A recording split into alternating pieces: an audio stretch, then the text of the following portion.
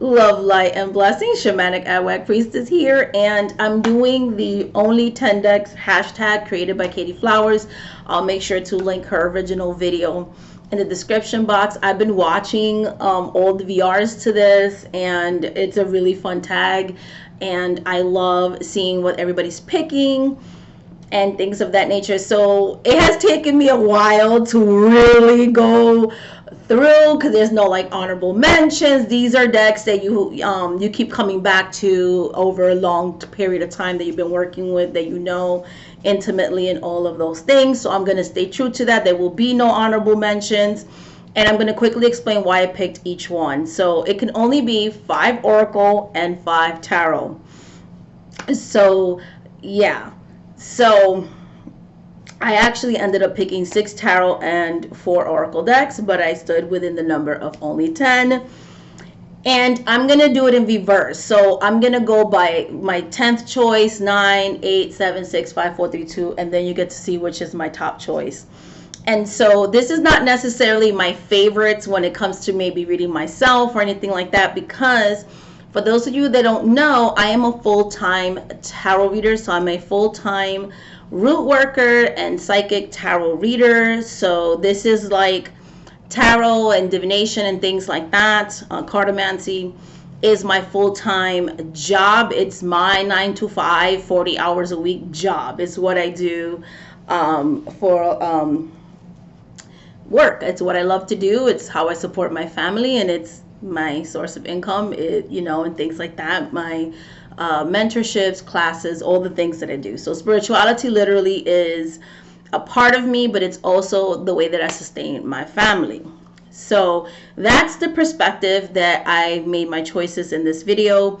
Are the decks that I use the most for client readings, and some of them are for personal work. So I'm going to start by my 10th choice, okay? So this deck, I never paid for it. It was literally given to me by a wonderful friend on YouTube, Erica. She knows who she is. And we did an exchange, and she said that she really wasn't using this deck. And I was like, yes, I love it. I would have never gotten this deck had it not been a trade that I made with a very good friend of mine on YouTube. And so this deck, deck number 10, was the Queen of the Moon Oracle by Stacy DeMarco, and these are the backs. And I use this deck for myself and also to read others. It has actually replaced my Colin Baron Reed decks. I no longer own any of her decks for personal reasons, and I love the art style in this. It's my cup of tea. It has wonderful keywords.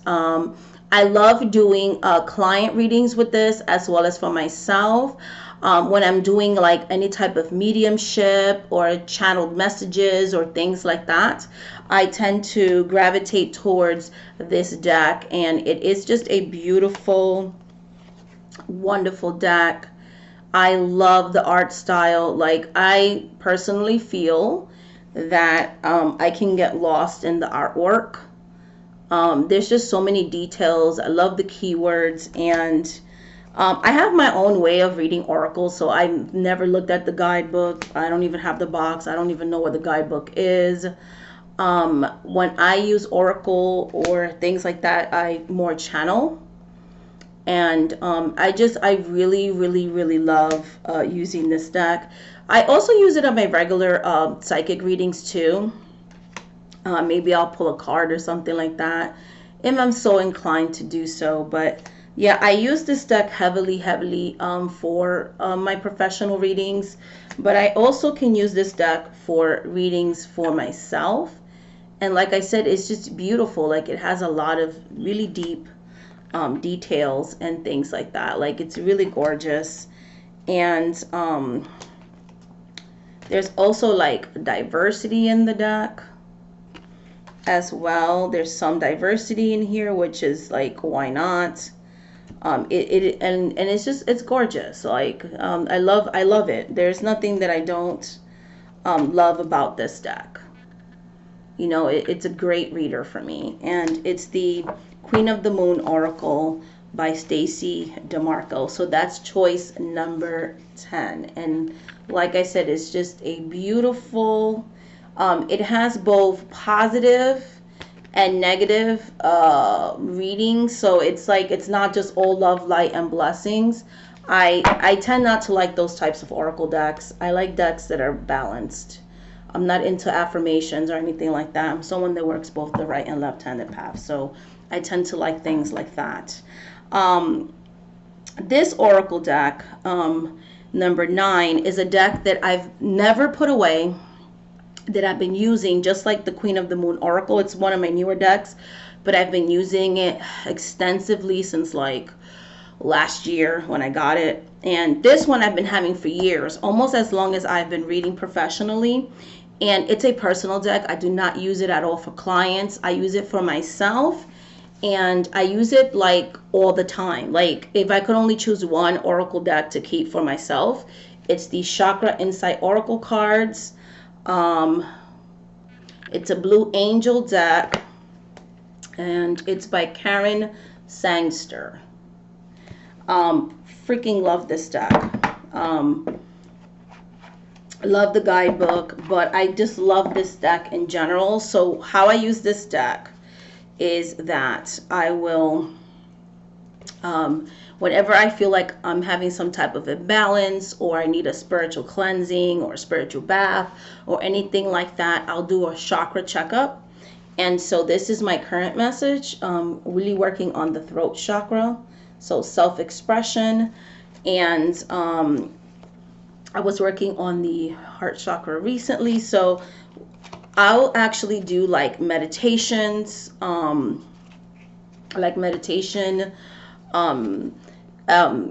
meditations that's specifically dedicated to the chakra. I'll just pull like one card, and I'll do like a weekly or bi-weekly reading, like which chakra needs the most work. That's usually the only thing I ask. And then I would do some type of spiritual healing based on the card that I pull. So I'll wear like jewelries that pertain to that chakra or something of that nature. And then I would relate it to crystals and things like that. So now I'm doing the throat chakra, so I haven't transitioned yet. I was doing the heart chakra, that's why I have like this beautiful green stone. And I have like chakra stones that I meditate with, and heart-shaped crystals that are all dedicated to specific chakras. I'll lay a specific chakra candle color to it. I'll try to eat foods that incorporate that chakra energy. So like, let's say tea, it'll be specifically dedicated to a specific chakra that I'm working on at the time. And I'll also do journaling with it. In what way do I need to work with that chakra? In what ways did I work with that chakra? And then I'll do a checkup reading. So let's say after a week of working with that chakra exclusively, I will then see if that chakra is still imbalanced, and then maybe work on it for a second week. If it's balanced, then I'll focus on what's the next chakra. So this is like an ongoing practice that I have, and I love doing it. When I used to do monthly favorites, like I always had this deck featured because I would talk about the chakra that I worked on for the month. So this deck was always making a, like it's always being shown on my channel. So it's definitely a deck that I've never, ever stopped working with. There's 49 cards, and they have like, you know, 7 cards for each chakra. And it's just really great. The guidebook is really great. It gives you like tips like essential oils, what kind of herbs you could use. You can also say affirmations. Like, it's really nice. It's a really nice deck. I love it. It definitely resonates with me. I've tried to get other chakra decks, and I ended up gifting them because I don't know, this is just the one I always keep coming back to. So I just figured I'm not going to get any more chakra decks. I'm just going to specifically stay with this one. And I completely love this deck. And that's your Chakra Insight Oracle deck, and that's deck number 9. And then I have this one, that this deck is one of the first Oracle decks I've ever owned.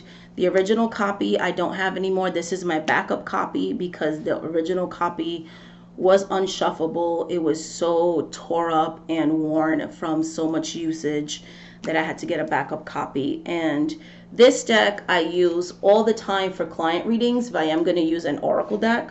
So I'll either use this one or this one. And this one is number 8, Ask Your Guides by Sonia Choquette. And I love this deck. It is very balanced. It has both positive and negative messages. And I remember getting a professional reading done for myself. And it was one of the first readings I ever had. I just never knew what deck this was. She used the Universal Weight, and she also had this oracle deck. And I just felt such a connection to the artwork, to the deck. I don't see anybody ever talking about this deck. I love it. It is so beautiful. I've done chakra work. So any type of chakra readings, energetic readings, spirit guides, messaging, mediumship, anything like that, or even an everyday reading for a client. So I'm always forever pulling from this deck for whatever type of reading that I'm going to do. And I use the borders and my intuition to see like what chakras you need to work with and things like that, because I do believe in healing through colors and things like that. And it's just so powerful. I completely love this deck. No matter what new oracle decks I get, I always go back to this one. I love using this one for myself and others, whereas the chakra one, I've only used it for myself. This deck I've used for clients and for myself, and just to read anybody. And I love it. Like, it's a beautiful deck, and it just really, really, really gives really powerful messages. And if I had to only choose 10 decks, I definitely need to keep this one, because it is what it is. Like, it's just a really, really great deck. This is the back of the deck, and it's called Ask Your Guides by Sonia Choquette. I made sure I bought another copy of this, so I have technically 3 copies, because if this ever goes out of print, I don't want to be without it. That's how much I love it. So that's going to be deck number 8. Deck number 7 for the 10 decks challenge is going to be the Psychic Tarot Oracle. The Psychic Tarot Oracle by John Holland. This is my first ever oracle / tarot deck, outside of what I actually used to do divination on. Okay, I was not a tarot girl. Okay, I literally learned on playing cards, and I read water and channeling and mediumship, so I wasn't like using tools like that other than cartomancy, so reading with your typical playing cards type of thing. When I went into professional readings, I was still doing the playing cards, but I also would use this as well. So it was the first tool of divination I've ever owned. So it's my first, and I remember gifting my original copy, which I regret now because it was the one with the gilding and everything. And this is my second copy. I ended up giving it to my daughter. She gave it to a friend. Like, it just kept going to different people because I had stopped using it. I got all excited about other decks. And then recently, about a year or 2 ago, I was just really missing this deck, so I repurchased it. I have not stopped using it since then, and since have bought a second copy, because you're going to see that this copy is, it gets used. It's chipped and all that good stuff. So this one, if I'm not reading with this deck,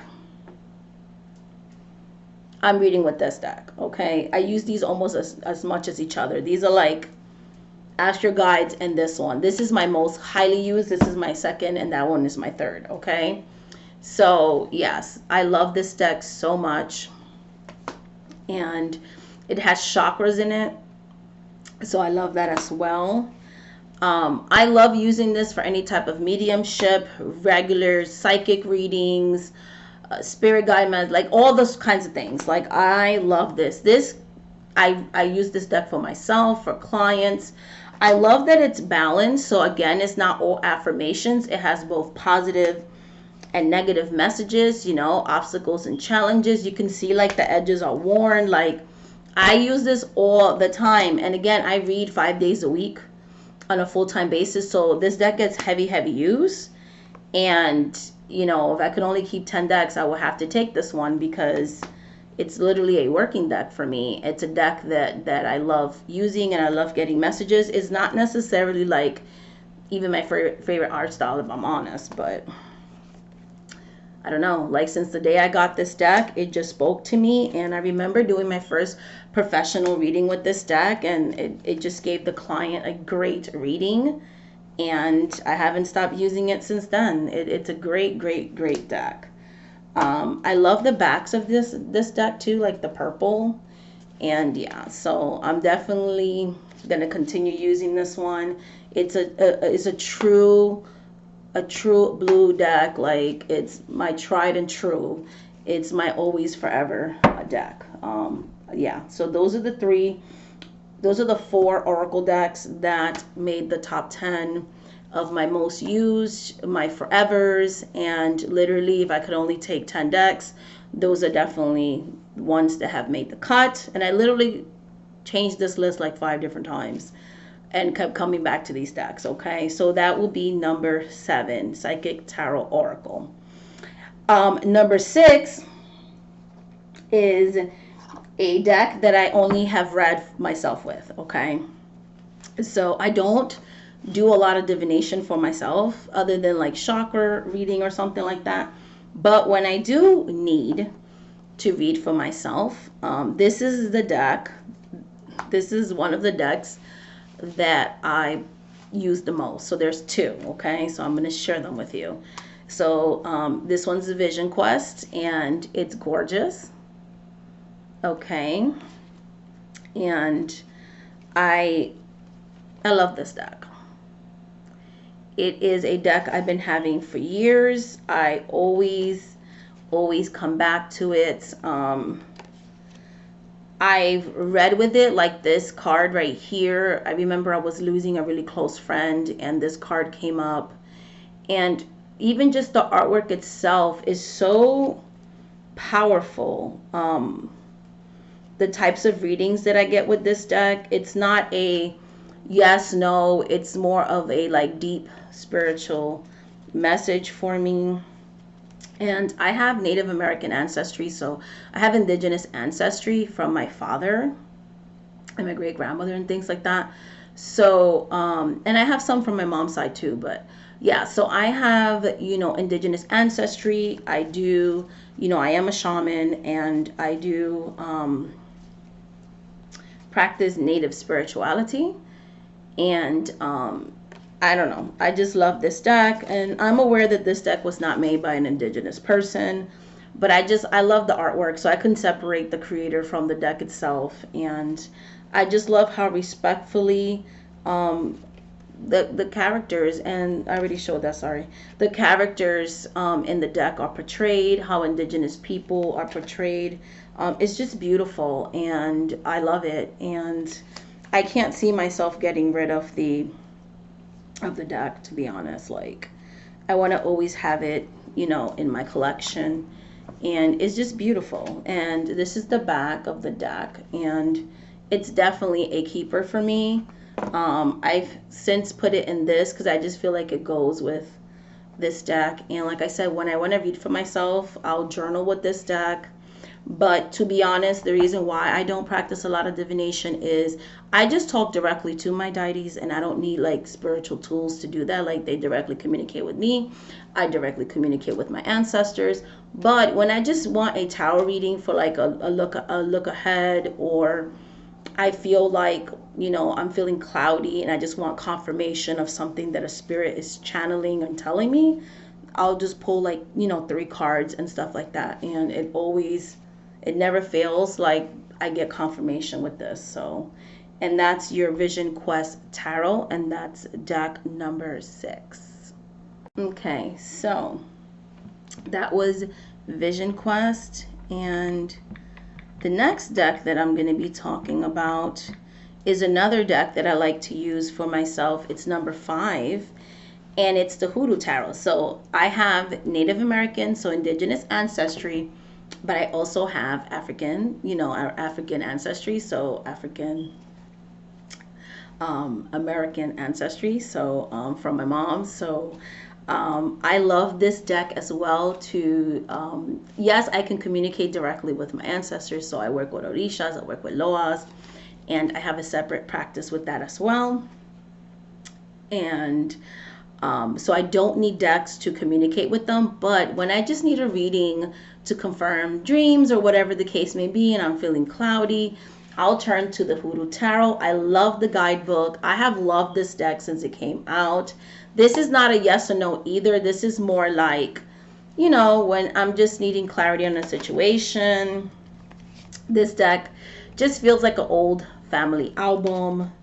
I love the artwork. I love how it looks like aged. It looks like you're going to your grandma's house and you're looking at like aged photos. It just gives me really beautiful messages, especially if you read the guidebook with it. And so I don't use this for professional readings. This is a personal deck as well. And I love using it. So I'll do predictive readings, guidance, things like that. So, and again, I don't read tarot a lot for myself or anything like that. But when I do need to look into things, when I feel like it's that time to get a reading or something like that for myself, I find myself always gravitating towards this deck. So that's why, like, you know, if I had to choose only 10, this definitely makes the cut. I love that when this deck first came out, because I had it on pre-order, and I was doing the 29 days of Melanated Excellence.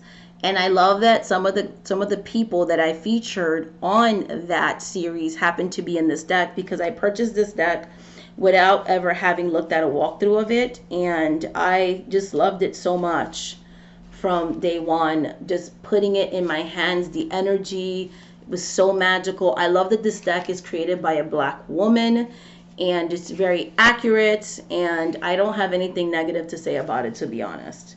I highly recommend for anybody who's a root worker. I'm a root worker, so this deck definitely, these two decks, definitely shamanism and root work, definitely define my practice, if I could use like 2 words to describe my practice. So definitely love it, and I house it in this bag that was created for me by a wonderful friend / client. And yeah, so I love it. I love the Hoodoo Tarot, and it's a forever deck for me, especially reading for myself when I just feel like, okay, you know, yes, I can channel the ancestors, yes, I can talk directly to them, but sometimes I'm just drawn to do a reading for myself, and those will be like the top 2 decks that I continuously reach out for, that no matter how many new decks I may add to my collection, I always come back to them. The third one, so this will be deck number 4. This deck I've done readings for myself and for others, and I find myself drawn to this deck on a seasonal basis. I keep it in this Magic Seers pouch, and this deck I feel more drawn to it during like Fetgede, or aka for some people Samhain, so during the fall time. And it's the Silvercraft Tarot. I have the original one, but I stopped using it. The original had silver gilding, and this is the Silver Witchcraft Tarot. Okay, and I love it. It's still, I checked, it's still available. It's mass produced. But the silver gilding no longer is available, so I wanted to keep that original. So this is a backup one, and even with the backup one, you can see how much I use it. Like, I do client readings with it, and readings for myself during like the fall season. So it's a highly used deck. There you go. You can see like it's chipped and everything. So it's bold. Like, I use this deck a lot. I've been using this deck for years. I put it away, got new decks, and I always end up coming to this deck too. I love it. It has, you know, it does have some diversity. I love that as well. I tried to get into other more recent witchy decks or whatever, and I just find myself coming back to this one. It has the type of cardstock that I like. So I'm more of a thin cardstock person. I do not like heavily thick, rose petal finish. I don't like any of that stuff. So I like this. It's thin. I already go into the intentions of when I purchase a deck, like I'm gonna use it so much they're gonna get chipped and beat up anyway. So I tend to go for what's easier to shuffle because of the way that I do professional readings, which are time sessions, and I need to be able to deliver these messages in a timely manner. So yes, I love this deck. It's beautiful. This has one of my favorite chariot. I love this chariot so much. Yeah, so it's beautiful. Like, it's a little different than like the traditional right away, but it's still readable for me. And like I said, it does have some body and racial diversity, so I like that. Not perfect, you know, but it does. This is why I never bought the Everyday Witch, because this even has more diversity. It's an older deck. And that one had like no diversity in it, so I was not drawn to that one. This fits my witchy aesthetics, my witchy box. So the other one, the Modern Witch Tarot, I gifted that one. I never connected with that one either. It was just too thick of a cardstock. But this one, every Halloween, so September, October months, this is the deck that I'm always drawn to working with. So I think I need to stop trying to find witchy decks and just understand that this is the deck that fills that box for me, and leave it as is. So I love the backs too, so it's beautiful. I love this deck. I love the art style. I love everything about it. So, and it's the Silver Witchcraft Tarot, an oldie but a goodie. And that's number 4. Number 3 is a deck that I use for clients. Okay, this one I have used for myself and clients. This one is Listen. Okay, and with the Silver Witchcraft Tarot, this one was actually bought for my daughter. Ended up the original one, and ended up liking it because she didn't like it. She's not into tarot, so I'm so happy that I bought it for her. And I ended up liking it and then getting a second copy because I use it so much. This one is Tarot Illuminati. This one's number 3, and I love it. This is a backup copy because of how much I use this one, and I love it. I love this deck so much. It's a traditional Rider-Waite, and I use it for client readings, and I love that it has some racial diversity in it. I want to show you guys something. Look at this deck. These are what my working decks look like, okay? My working decks are beat up. They're chipped. This is why I have a backup copy, because sooner or later I'm not going to be able to use this deck anymore. Like, it has like, yeah, you know, when I use my decks, guys, like, there is no preserving. This is how much readings I do, okay? Yeah, so but yeah, this is a tarot Illuminati, and as you can see, like, this deck is beat. It is very loved. I love it. I don't use my original copy, which still has the gilding. I decided to buy this backup copy, and I've been using this one ever since because I didn't want to mess up the gilding. I love the art style in this one. It's not everybody's thing. This is my favorite Queen of Wands ever. I love the Pentacle suit as well. Like, I love this deck. I love the 9 of Pentacles lady, which is the card that is one of my favorite tarot cards. And I love this 3 of Swords. I love the colors. So this deck, I do chakra readings with it, psychic readings, mediumship, all of the things. I just love the coloration of it, and I use it a lot during like summer or Christmas season because it feels very festive. It's very colorful. It's very beautiful. It's very, very used. You can see, like, literally I might have to tape this card after a while. So it's a pretty used card. It's a deck that I use all the time. I love it. And I keep it in this pouch, which it's green, doesn't look green. But yeah, guys, it's beat. So that's why I was like, I need to buy a second copy. So technically speaking, I have 3 copies of this one. But in my defense, I use it a lot. So it's always around for client readings. It's one of my main working decks for client readings. Number 2 is a deck that I saw in Soul's Journeys channel, and I love it. I have not stopped using it since I gotten it. And so, like I was telling you guys, other than reading water, so reading a clear glass of water and doing mediumship through that or channeling, my first love is playing cards. And this deck, okay, I saw it in Soul's Journeys channel. I had saw it in Truth and Stories channels years ago. But watching her buy it and do a walkthrough of it in Soul's Journeys channel inspired me to get it. I'm like, why haven't I gotten this deck yet? It combines my love of tarot and playing cards. So it's the Arcana Tarot playing cards. This one is number 2. I do mediumship readings with this deck, and I love it. I also do regular psychic readings and stuff like that. Like, I work with a lot of ancestral spirits, and they love this. Like, I get the most powerful messages, even with these little pips, you know, the 2 of Hearts and things like that. I've also done spells with this deck, and any type of spirit guide messages, spiritual investigative readings. This is the deck that I use, guys. This is the deck that I use to see what spirits walk with you and things like that, because I do that reading with playing cards. So I do energetic readings. So any of my specialized readings, this is the deck that I'm using. I might have like an oracle deck for the spirit messages or the energetic readings, but for the spiritual investigative reading, this is the deck.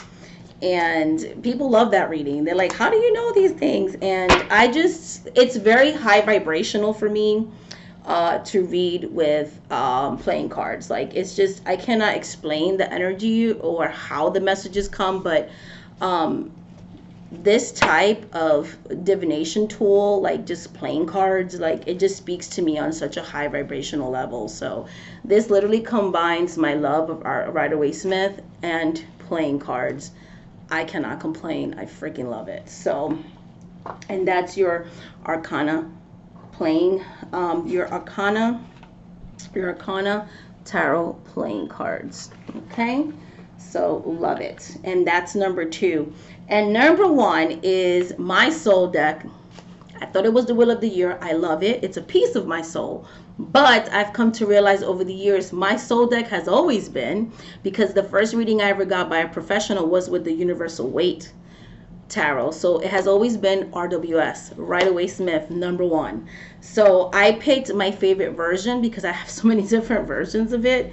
And my newest favorites, like my recent most favorite version, is this one that I got from To Make Playing Cards. So you just go to Make Playing Cards and type in Pastel Tarot or Pastel Rider-Waite, and you're gonna get this deck. I love it, and it's a funky deck. It has some racial diversity in it. I love that. That's one of the reasons why I love it, and I'm really drawn to this one during like the spring months and things like that. I love it. Like, I love it. It is my all-time favorite Rider-Waite-Smith. And if I could only pick, you know, one Rider-Waite-Smith version or clone that I have, it would be this one. Completely love it. So it's Rider-Waite-Smith, guys. I love the coloration on this one. It is gorgeous. And it's the deck that I love reading clients with. If you get a reading with me, you're going to see the RWS, okay? If you're not going to see the Silver Witchcraft Tarot Illuminati, you're most likely going to see some type of version of RWS. It's the deck I've studied the most. It's the deck I love the most. It's the deck that speaks to me. It's my soul deck. So, and I love this one. It's just so beautiful. And it's the Pastel Rider-Waite-Smith. It's just a regular Rider-Waite-Smith deck. That is the number 1 deck. So that is, after much contemplation, guys, those are my top 10. If I could only have 10 decks as of 2021, these are it. Finally did this tag. So thank you so much, Katie Flowers. You really made me think about what tools work with me the most, which ones I use the most for readings or for personal readings, for client readings. And I was really surprised what I chose, because I've gotten some really cool new decks, but I haven't worked with them long enough. And even with those newer decks, the connections I have with these that I've been working with, I know them backwards and forwards and stuff like that. It doesn't compare. So much love, much light, much blessings. Thank you so much for watching this video, guys. And until the next video, Please like, please subscribe, please comment below. And if you want to work with me on a one-on-one basis, shamanic@workpriestess.com. shamanic@workpriestess.com. You can book a private reading with me. It's in the description box of each one of my videos, the link to my website. Bye.